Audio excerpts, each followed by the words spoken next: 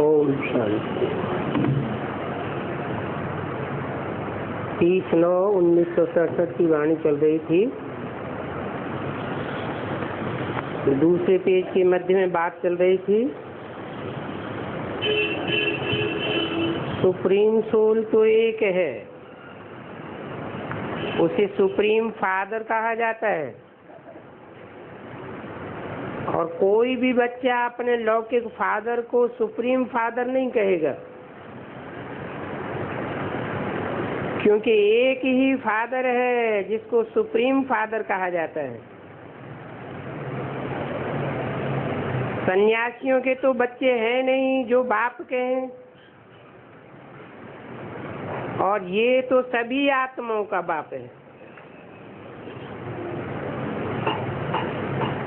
जो वर्षा देते हैं। उन्हों का कोई गृहस्थ आश्रम तो ठहरा नहीं। बाप बैठ समझाते हैं, तुमने ही 84 जन्म भोगे हैं।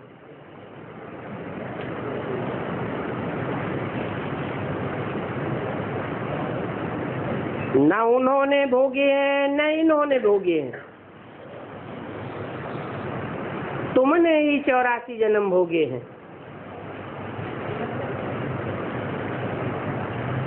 तुमने माना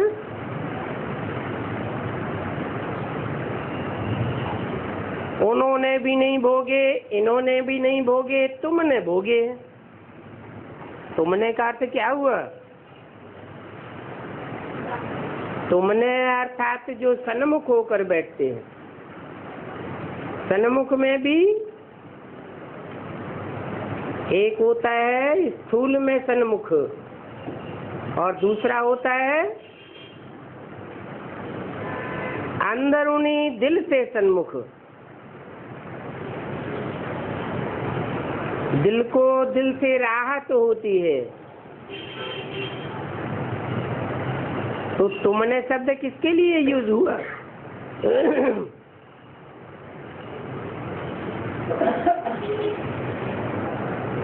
सिर्फ स्थूल रूप में सन्मुख बैठने वालों की भी बात नहीं है। तुमने का अर्थ है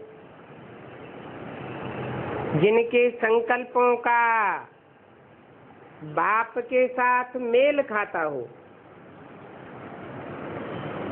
उन्होंने 84 जन्म भोगे हैं। पहले पहले तुम सतो प्रधान देवी देवता थे, फिर नीचे उतरते आए हो।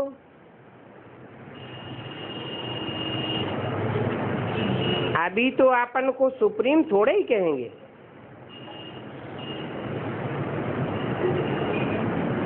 पहले सुप्रीम देवता थे, अभी तो नीच समझते हैं। कहते हैं हमको निमाना समझो, अभी सर ऊंचा न करो।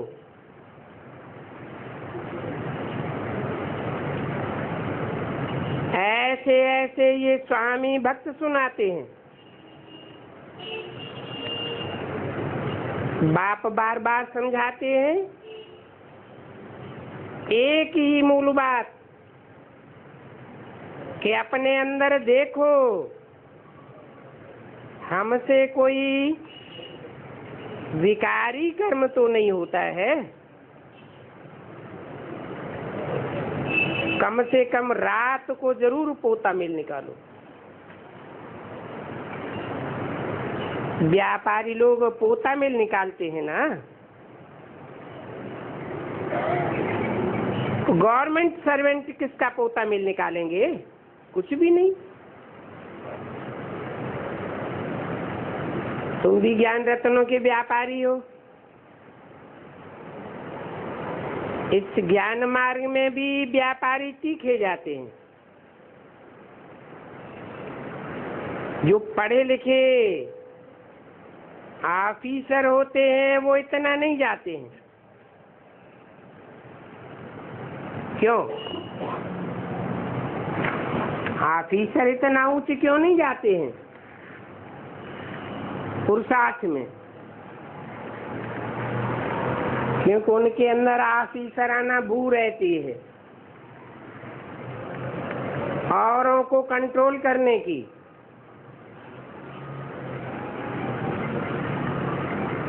व्यापार में तो आज 50 कमाया, कल 60 कमावेंगे, कब घाटा भी हो जाएगा।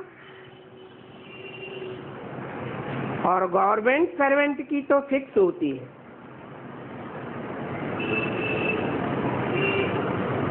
परंतु अगर बिजनेस की कमाई में भी देही अभिमानी नहीं होंगे तो घाटा पड़ जाएगा।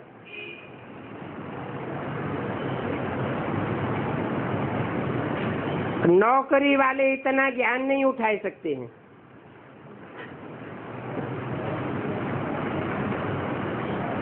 और माताएं तो व्यापार करती भी नहीं। फिर उनके लिए कहते हैं तुमको और ही सहज है। कन्याओं के लिए उनसे भी जास्ती सहज है, क्योंकि माताओं को तो सीढ़ी उतरनी पड़ती है। बलिहारी उनकी है जो इतनी मेहनत करते हैं,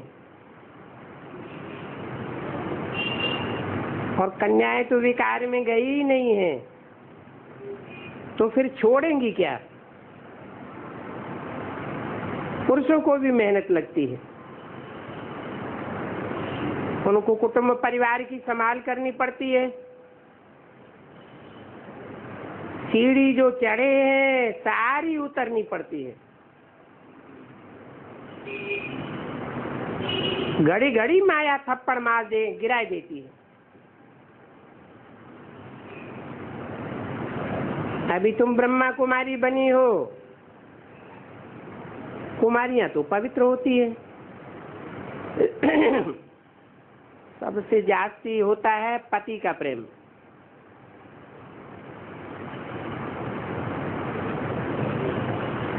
अब उनसे बुद्धि का योग, और पतियों का पति जो एक है उनको याद करना और सबको भूलना। माताओं को बच्चों में तो मोह होता है।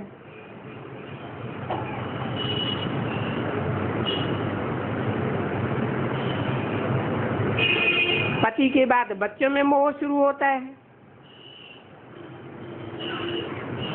पहले स्त्री प्यारी लगेगी, फिर विकारों में ढकेलने की सीढ़ी चढ़ना शुरू कर देते।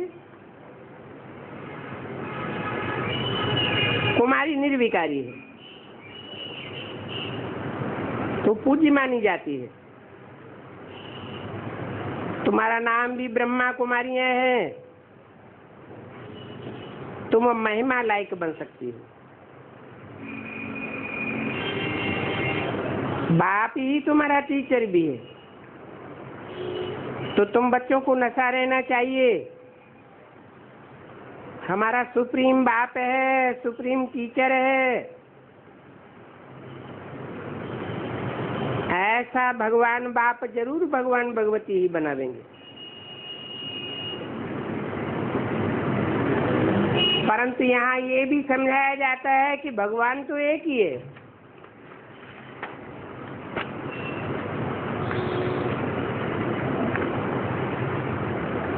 बाकी तो सब हैं भाई भाई। सुनो सरस्वती वाणी का 3रा पेज। आपस में भाई भाई है, दूसरा कोई कनेक्शन नहीं है। प्रजापिता ब्रह्मा से रचना होती है।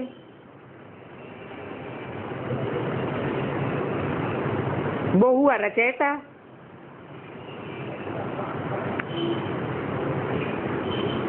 फिर वृद्धि होती है। आत्माओं की मल्टीप्लिकेशन हो तो कहेंगे नहीं कि तो आत्माएं तो जो हैं सो हैं। हाँ, वृद्धि मनुष्यों की होती है, आत्माओं का तो फिक्स नंबर है, अभी तक भी आती रहती है।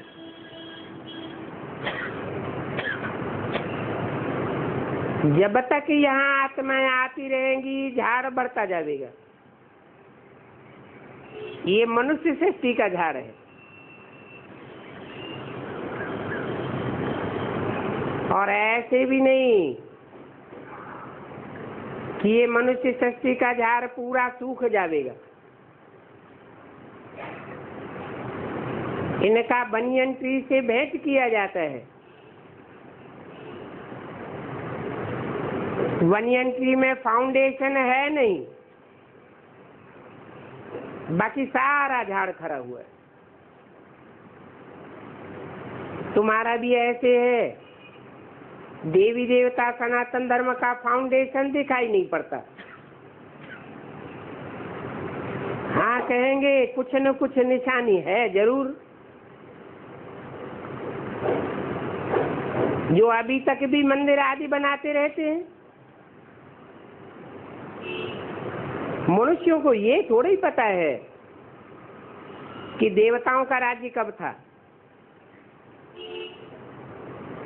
और फिर वो देवताएं कहाँ चले गए। अभी तक भी नेति नेति करते रहते हैं।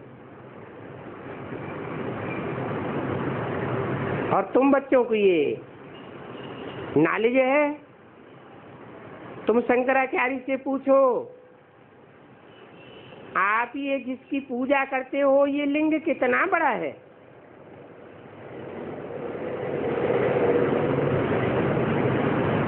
वो कब जवाब नहीं देंगे।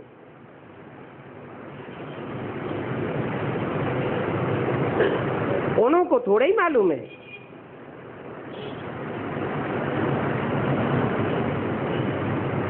कि परमात्मा तो बिंदी है, और बिंदी बाप जिस साकार में मुकर्रर रूप से प्रवेश करते हैं, उसकी यादगार लिंग बनाया जाता है। गीता में लिख दिया अखंड ज्योति स्वरूप है।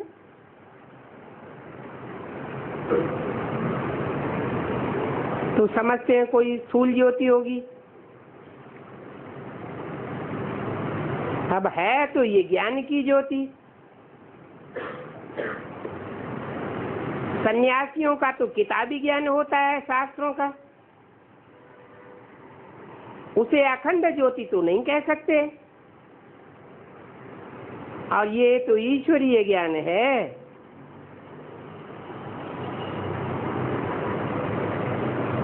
अखंड ज्योति है। आगे बहुत साक्षात्कार होते थे, भावना के अनुसार साक्षात्कार करते थे, बहुत लाल लाल हो जाते थे। बस अब हम सहन नहीं कर सकते, तो वो तो हुई भावना की बात, वो तो साक्षात्कार था। बाप कहते हैं साक्षात्कार से कोई कल्याण नहीं होता है। साक्षात्कार भी अर्थ कोई समझते नहीं है, जब तक बाप आकर के न समझावे। यहाँ तो मुख्य बात है याद की यात्रा की। जैसे पारा होता है झट खिसक जाता है, ये याद भी घड़ी घड़ी खिसक जाती है। कितना चाहते हैं बाप को अखंड रूप से याद करें, फिर भी और ख्याल आ जाते हैं। इस बात में ही तुम्हारी युद्ध है।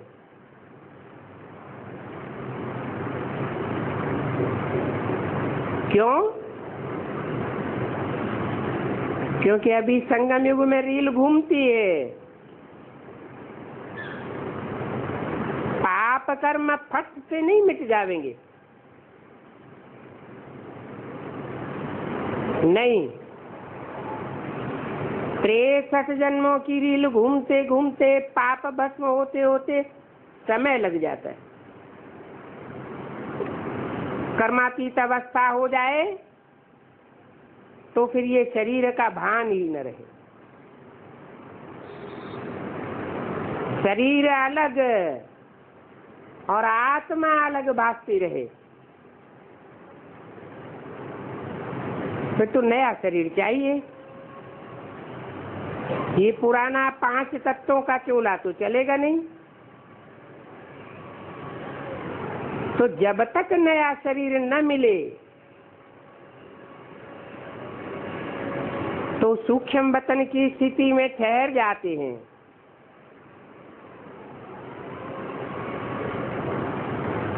परंतु कर्मातीत अवस्था नहीं पा सकते,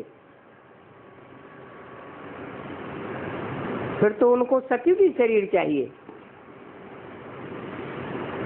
तो अब तुम बच्चों को बाप को अखंड रूप से याद करना है। अपन को घड़ी घड़ी देखते रहो, हमसे कोई बुरा काम तो नहीं हो जाता है। अपना पोता मेल जरूर रखना है।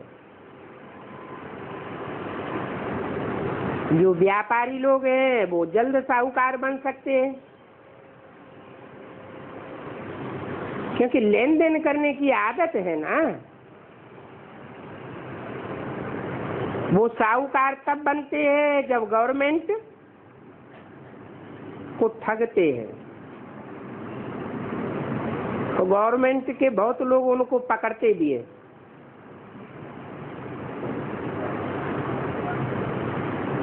विलायत में तो बहुतों के पैसे हैं,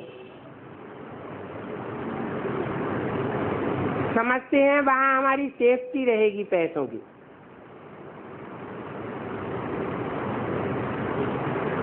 पहले राजाओं के बहुत पैसे विलायत में रहते थे। कोई प्रकार की आफत आदि देखते हैं तो फिर विलायत चले जाते हैं, फिर उनको बहुत टाइम लग जाता है। इंक्वायरी आदि में दूसरे बादशाही में चले जाते हैं,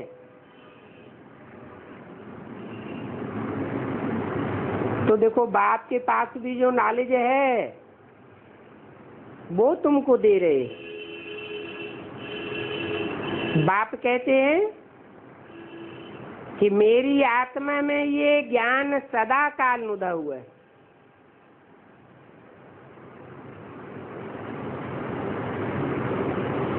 परंतु इमर्ज अब होता है।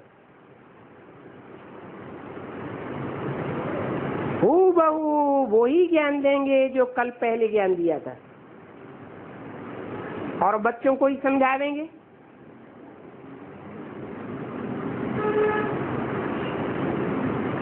सुप्रीम सोल बाप, रूहानी बाप, रूहानी बाप के बच्चे भी क्या होंगे?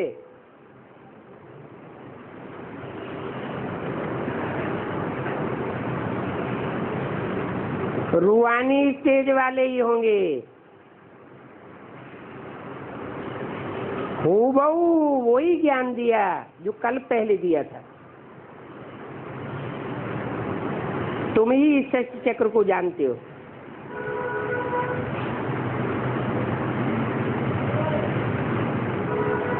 सब एक्टर्स का पार्ट नुदा हुआ है, बदली सदली नहीं हो सकता, और न कोई इस पार्ट से छुटकारा पा सकता है। हाँ, कोई को बहुत लंबे समय की मुक्ति मिल सकती है, परंतु तुम तो ऑलराउंडर हो। 84 जन्म लेने वाले हो, बाकी तो सब अपने घर में होंगे।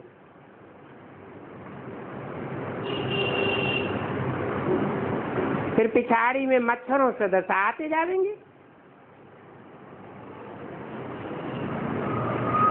जो मोक्ष चाहने वाले हैं वो तो एकदम नई दुनिया में नहीं आवेंगे, वो फिर बिल्कुल पिछाड़ी में चले जाएंगे।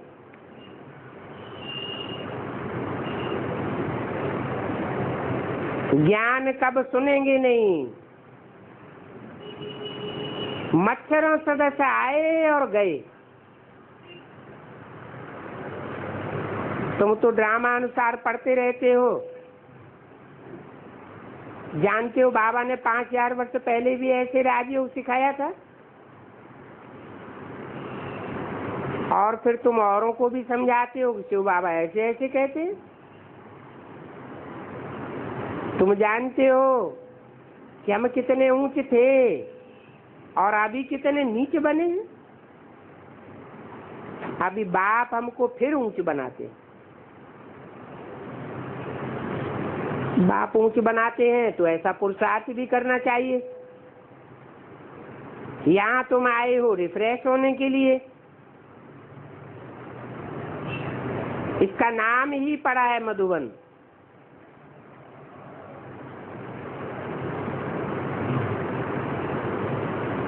तुम्हारी कलकत्ता बंबई में थोड़े ही मुरली चलती है। गायन है मधुबन में मुरलिया बाजे। मुरली सुनने के लिए बाप के पास आना होगा। आवेंगे तो रिफ्रेश होंगे, क्योंकि नई नई पॉइंट्स निकलती रहती है।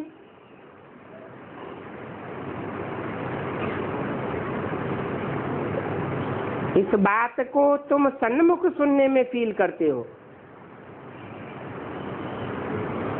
सन्मुख सुनने में और कागज से पढ़ने में बहुत फर्क रहता है।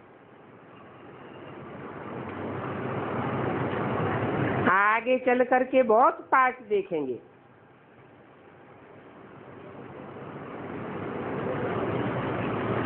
बहुत नई नई बातें सुनाते रहेंगे।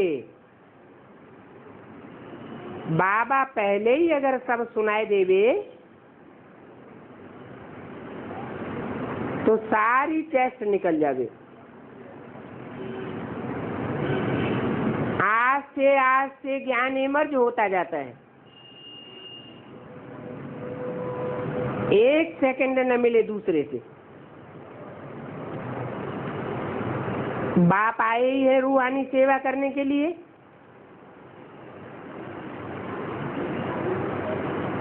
तो बच्चों का भी फर्ज है औरों की रूहानी सेवा करना। कम से कम यह तो बताओ कि बाप को याद करो, तो पवित्र बनेंगे। पवित्रता में ही फेल होते हैं। तुम बच्चों को तो बहुत खुशी होनी चाहिए, क्योंकि तुम बाप के सन्मुख बैठे हो, जिस बाप को कोई भी नहीं जानते हैं। ज्ञान सागर वो शिव बाबा ही है।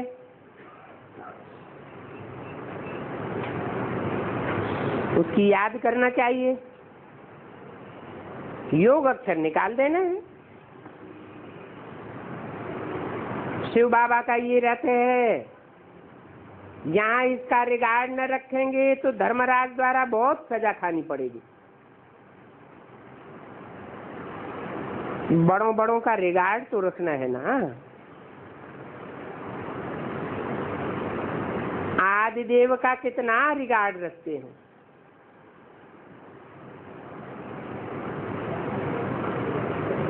जड़ का इतना रिगार्ड रखते हैं तो चैतन्य का कितना रखना पड़े। बड़ों का भी रिगार्ड नहीं रखते तो क्या कहेंगे। कई तो कहते हैं हमको तो शिव बाबा से मिलता है।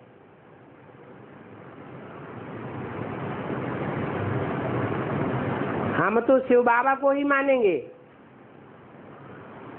देहदारी को हम नहीं मानेंगे। ऐसे ऐसे बोलने वाले भी। अच्छा, ओम शांति।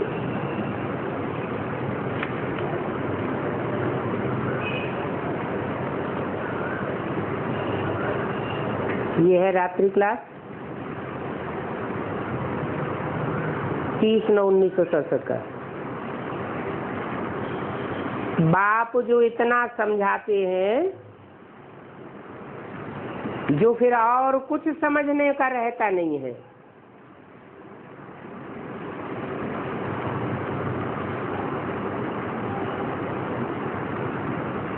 इतना समझते हो कि जो कुछ भी जान लेते हैं वो भरपूर है। कर्मातीत अवस्था को पाए लेते हैं। बाप ने पिछाड़ी में कहा है, अब सब कुछ समझ लिया है, अभी कुछ भी समझने का रहता नहीं है जो समझावे।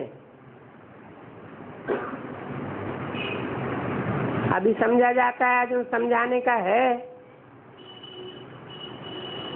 लड़ाई आदि सभी सिखाई जाती है। ये सब अंत की बातें हैं।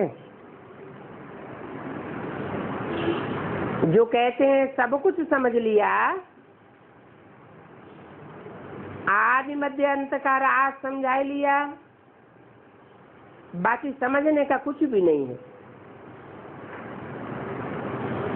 तो फिर मैं बैठ करके क्या करूंगा? अभी तो साक्षात्कार आदि बहुत होने हैं। लड़ाई में भी समय लगता है। अमेरिका वाले कहते हैं इतने बम तैयार हो जाएंगे। एक तरफ बम बनाने की बात बंद करने की करते हैं, फिर कहते हैं इतने बम तैयार हो जाएंगे। जरूर उन्होंने तैयार कर लिए होंगे। दुनिया को तो खलास होना ही है, ये समझ की बात है। और जरूर विनाश होना है। ऐसे नहीं कि कोई चीज रखने के लिए बनाते हैं। ये तो बाम से है, इनमें कितना खर्चा हो लगता है। बनाने वालों की तलब बहुत रहती है। तुम जानते हो, विनाश तो जरूर होना है। और विनाश में जास्ती टाइम भी नहीं लगता है। अनन्य बच्चे जानते हैं, याद करते करते आखिरी कर्मातीत अवस्था नंबरवार हो जाएगी।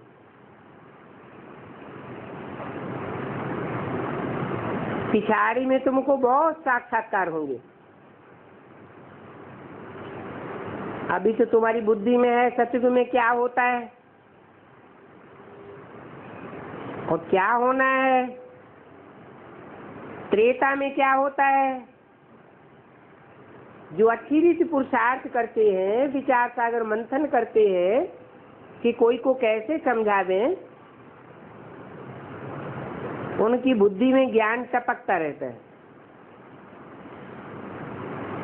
विश्व में शांति का भी राज्य था ना, तो ये विश्व में राज्य होता है। तुम ये सीढ़ी लक्ष्मी नारायण के चित्र ले जावेंगे, कहेंगे कि विश्व में शांति का राज्य स्थापन हो रहा है। बाप ब्रह्मा द्वारा राजधानी की स्थापना करते हैं।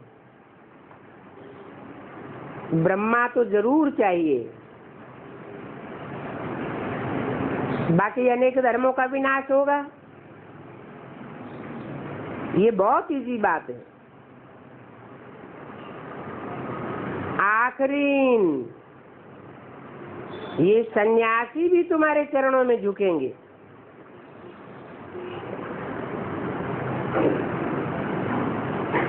कहेंगे बरोबर ये सच्ची सच्ची बातें हैं। महाभारत लड़ाई का शास्त्रों में वर्णन है।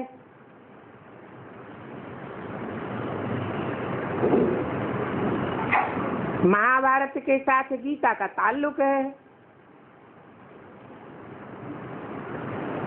गीता और महाभारत। बाप कहते हैं मैं राजयोग सिखाई रहा हूं, आगे चल के समझते जाएंगे और वृद्धि को पाते रहेंगे। किस्तियां बाप बतलाते रहते हैं, बाप को जो मुरली चलानी है चलाते ही रहेंगे। तुम बच्चों को मुरली की बातों को धारण करना है, नोट करना है। बाकी बाबा तो कोई से बात भी नहीं करते सिवाय तुम बच्चों के। तुमसे कहते हैं, समझाते हैं कि कुछ भी नहीं समझ सकेंगे, तो पहले तो समझाना पड़े कि बाप कल्प कल्प आते हैं। कहते हैं 5000 वर्ष के बाद आए भारत को स्वर्ग बनाता हूं।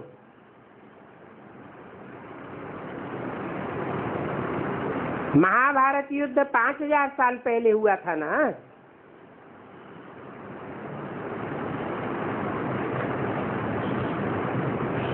वो तो दिखाई देते हैं।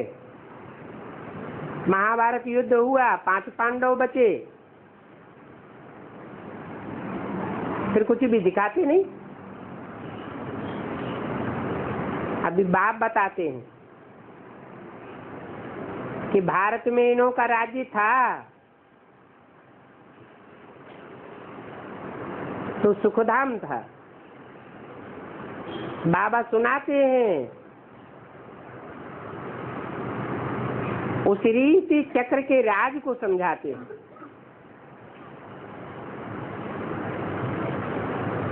ऐसी रीति से लिखो कि इस समय इतने करोड़ मनुष्य हैं दुनिया में जो महाभारत युद्ध में दिखाए हैं 18 क्षोणी।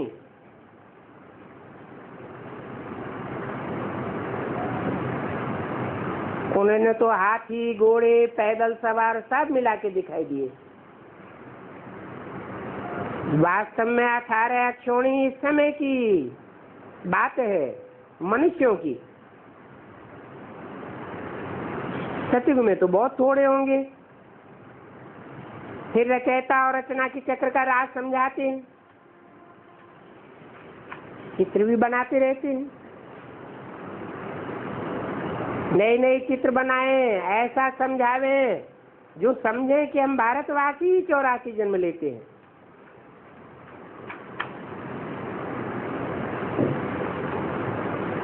और हम भारतवासी चक्कर लगाते ही रहते हैं,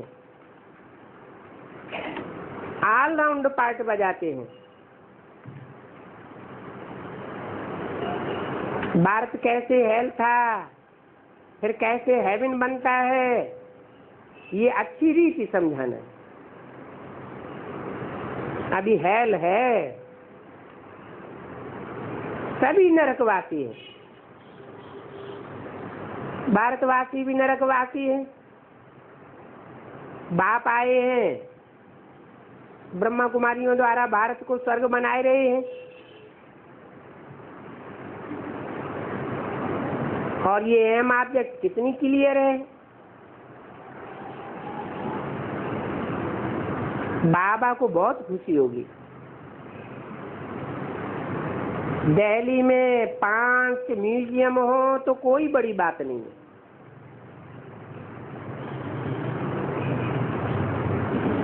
नाम तो है ना, पांडव संप्रदाय।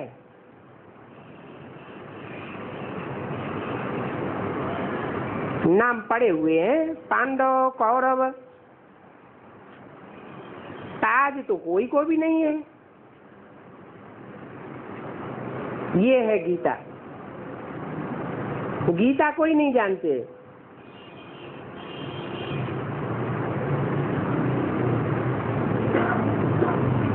तुम बच्चे ही जानते हो और तो कोई जानते नहीं है। भगवान ने राजयोग सिखाया है, ये बात भी तुम ही जानते हो। बहुत थोड़े हैं जिनको सर्विस का शौक रहता है। युक्ति ऐसी रचनी चाहिए, सर्विस ऐसी करें जो दिल्ली में नाम हो जाए कि वास्तव में यह ब्रह्मा कुमारियां ही सर्विस कर रही है। बाकी सब जिस सर्विस करते रहते हैं।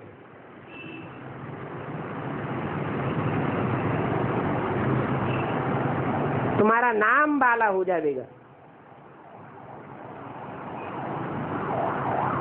बच्चे ऐसे कमाल करके दिखावे जो मनुष्य उस कमाल को देख करके खुश हो जाए। अभी तो कुछ है ही नहीं, नाम बाला तो होना ही है।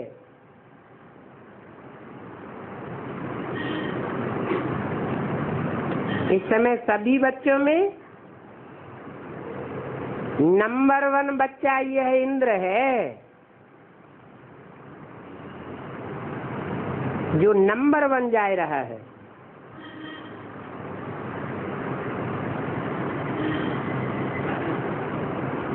इसको सर्विस का बहुत शौक है। बात करके आया है बाबा के पास।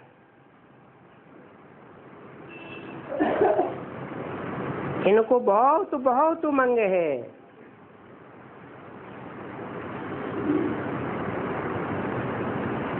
इतना उमंग सभी को होना चाहिए।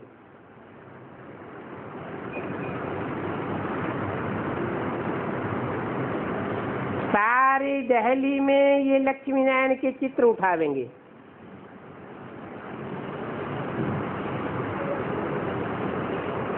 इनका राज्य स्थापन हो रहा है। रचयिता और रचना के आदि मध्यंत के ज्ञान से ये स्थापना हो रही है। तो क्लियर करके बताना है। भक्ति बिल्कुल ही अलग चीज है। भक्ति है दुर्गति। ये दुनिया ही हेल बन पड़ी है। फिर बाप ने आकर के हेवन बनाया। हेवन भी था ना, मनुष्यों को पता ही नहीं है। ये लक्ष्मी नारायण स्वर्ग के मालिक थे। मनुष्य तो कुछ भी नहीं जानते, बिल्कुल ही अंधश्रद्धा में है। दिल्ली में तो बहुत आते हैं ना, सभी को बताना चाहिए ये लक्ष्मी नारायण का राज्य स्थापन हो रहा है। और ब्रह्मा कुमारियां ऊंच से ऊंच एक बाप की ऊंच से ऊंच श्रीमत पर ये स्थापना कर रही है। गवर्नमेंट हाउस में एकदम यह चित्र रख दो और प्रोमिनेंट प्लेस में ये चित्र रखना चाहिए।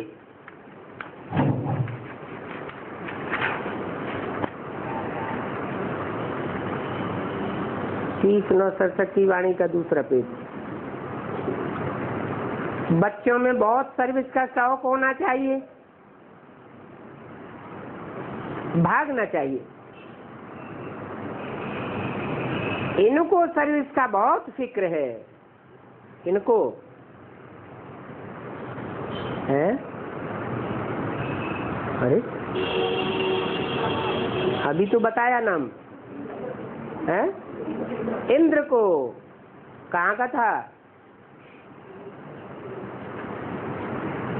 कहाँ के सर्विस फील्ड में था। दिल्ली में एक सेंटर था साउथ एक्सटेंशन, वहां का मुख्य सर्विसेबल भाई का नाम इंद्र।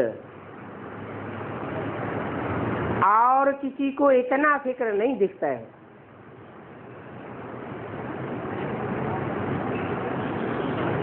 अभी तो शरीर छोड़ दिया।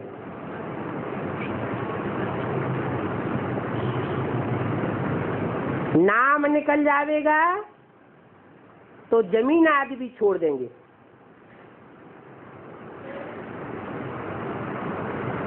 बच्चों को सर्विस का बहुत शौक होना चाहिए और बहुत रहम दिल होना चाहिए, जो सभी के दुख दूर हो जाए। ये बड़े बड़े सन्यासी आदि तो कुछ भी नहीं जानते और ही उल्टा रास्ता बताते हैं। मूल बात है गीता का भगवान कृष्ण नहीं है। ये बात साबित करो। इस एक बात में अगर जीत लिया तो तुम्हारा नाम बहुत बाला हो जाएगा।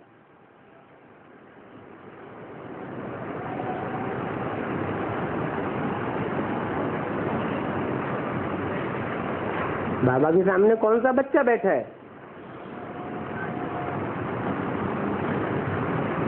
इंद्र बच्चा। तुम्हारा नाम बहुत बाला हो जाएगा मर जाने के बाद, है? शरीर छोड़ जाने के बाद नाम बाला हो जाएगा।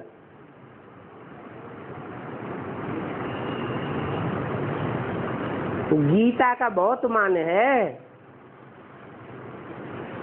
फिर भी सभी का सदगति दाता बाप है।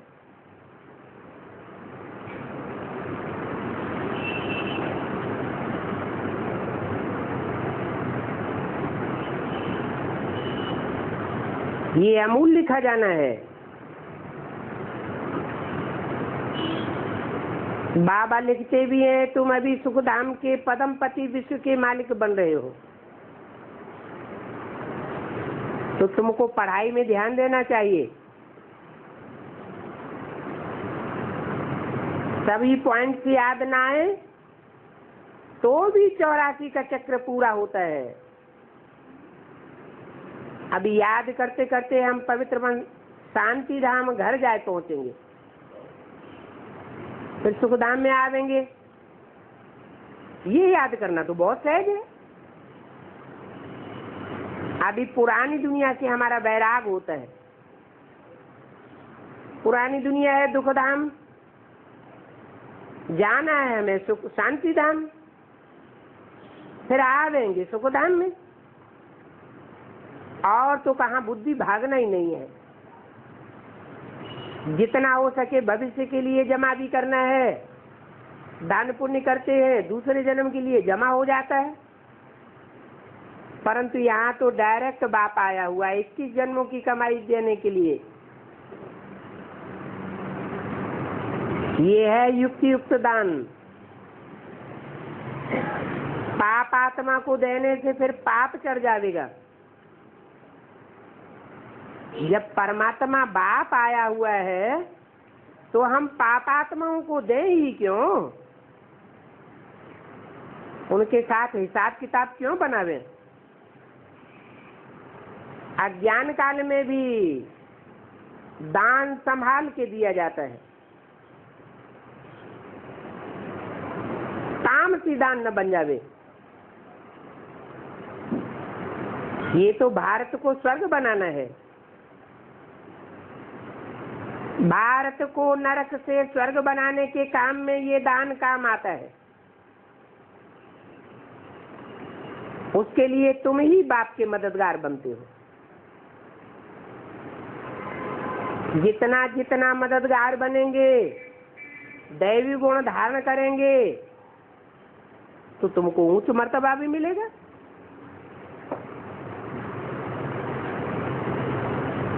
मर्तबे होते हैं ना। राजाओं की सभा लगती है तो नंबरवार मर्तबे अनुसार कुर्सियों पर बैठते हैं। तो ये भी बात समझनी है हम कितना भाग्यशाली हैं जो बाप हमको पढ़ाते हैं और हम पदमा पदमपति बनते हैं। इस गुप्त नॉलेज को धारण करना है। जो बाप में ज्ञान है वो ही बच्चों को देते हैं।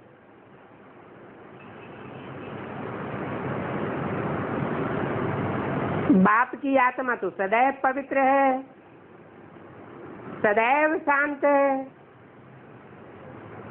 और वो प्यार का सागर भी है। उनको कहा जाता है सदाशिव। आकर प्यार से बच्चों को संभालते हैं, पढ़ाते हैं। हर 5-4 वर्ष के बाद हमको बाप, टीचर और गुरु तीनों रूप में एक ही पढ़ाते हैं। पढ़ाने वाली पर्सनालिटी बाप, टीचर, गुरु के रूप में एक ही है। उस दुनिया में तो वह तीनों अलग अलग होते हैं। बाप अलग होता है, टीचर अलग होता है, गुरु अलग होता है। यहाँ तो एक ही बाप है जो तीनों प्रकार का वर्षा देते हैं। बाप के रूप में भी वर्षा देते हैं, टीचर के रूप में पढ़ाई का वर्षा देते हैं, सदगुरु का वर्षा भी मिलता है। और बाप कोई फोटो आदि भी नहीं देते हैं।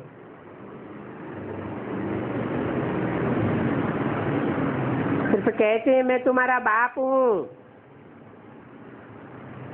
तुम सभी को शांति धाम सुख धाम ले जाऊंगा। ये बात याद करके हर्षित रहना चाहिए। बल तुम्हारा ये पिछाड़ी का जन्म है, पिछाड़ी का जन्म है तो दुख और अशांति की तो अति होगी। तुम्हारा जिन जिन आत्माओं के साथ 63 जन्मों का हिसाब किताब है वो इस अंतिम जन्म में लेन देन होता रहता है।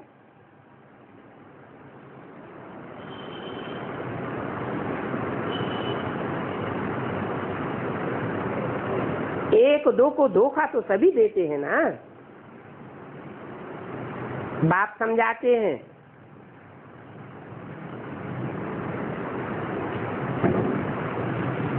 कि कोई भी पाप नहीं करना है, क्योंकि तुम अभी पुण्यात्मा बनते हो। अगर पाप हो भी जाए तो बाप को फौरन बताना चाहिए, नहीं तो वृद्धि को पाता रहेगा।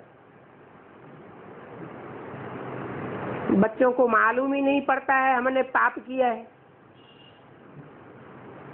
तो हर एक बात में बाप से पूछना चाहिए। कोई बात में मुझने की दरकार नहीं है।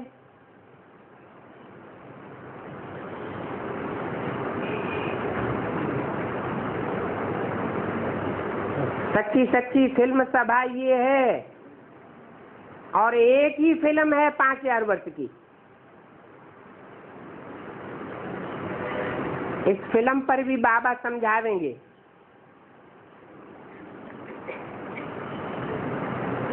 म्यूजियम फिल्म सभा नाम रख सकते हैं, रूहानी म्यूजियम फिल्म सभा, इनका अर्थ तो कोई नहीं जानते। स्पिरिचुअल नाम किसका है ये भी कोई नहीं जानते। तो बच्चों को अंदर में युक्तियां रचनी चाहिए, कैसे किसको स्वर्ग का रास्ता बतावे और कैसे बाबा मिशन कल्याणकारी बने।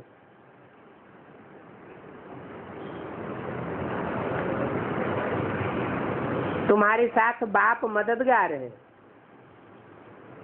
तुम हो सच्चे सच्चे खुदाई खिदमतगार।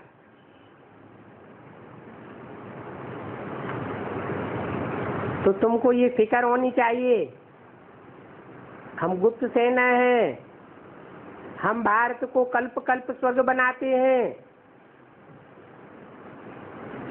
इसके लिए दैवी गुण भी धारण करना है।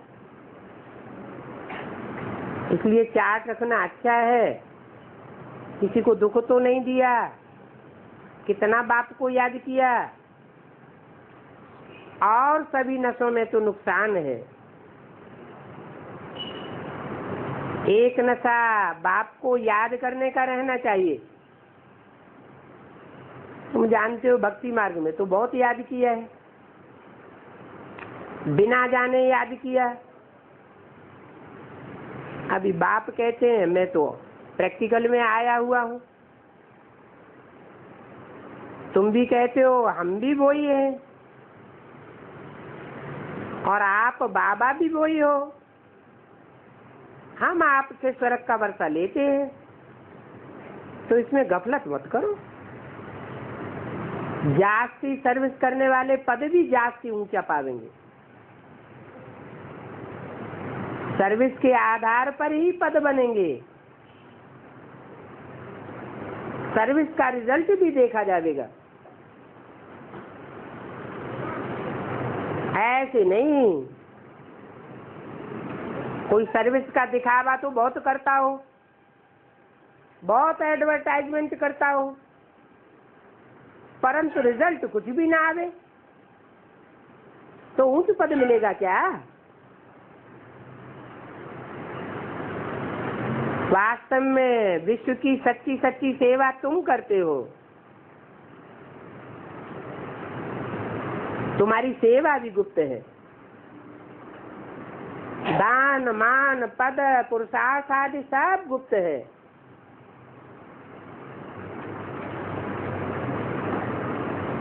तुम विश्व को नरक से स्वर्ग बनाए देते हो। तुम्हारी कितनी महिमा है।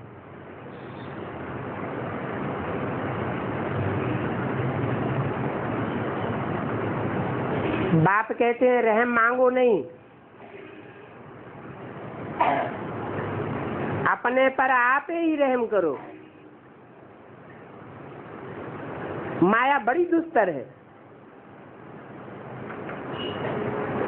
8-10 वर्ष पवित्र रहने वालों को भी माया घूसा मार करके गिराई देती है। तो तुम्हारी माया से युद्ध है। गफलत करने से हराए लेते हो। बड़ी मंजिल है। सेंटर में जो भी बच्चियां 2-4 मास के लिए सर्विस में मदद दे सकती हैं, वो अपना नाम भेज दें। प्रदर्शनी में भी सर्विस कर सकती हो। और फिर ब्राह्मणी का सर्टिफिकेट भी चाहिए, जो लिख करके भेजे कि यह ब्रह्मा कुमारी ये सर्विस कर सकती है। ऐसे नहीं कि सीखेंगे, सीखने की बात नहीं। प्रदर्शनी अथवा म्यूजियम में तो समझाने वाले बहुत होशियार चाहिए। बाबा को बहुत सयानी सयानी चाहिए। अच्छा, ओम शांति।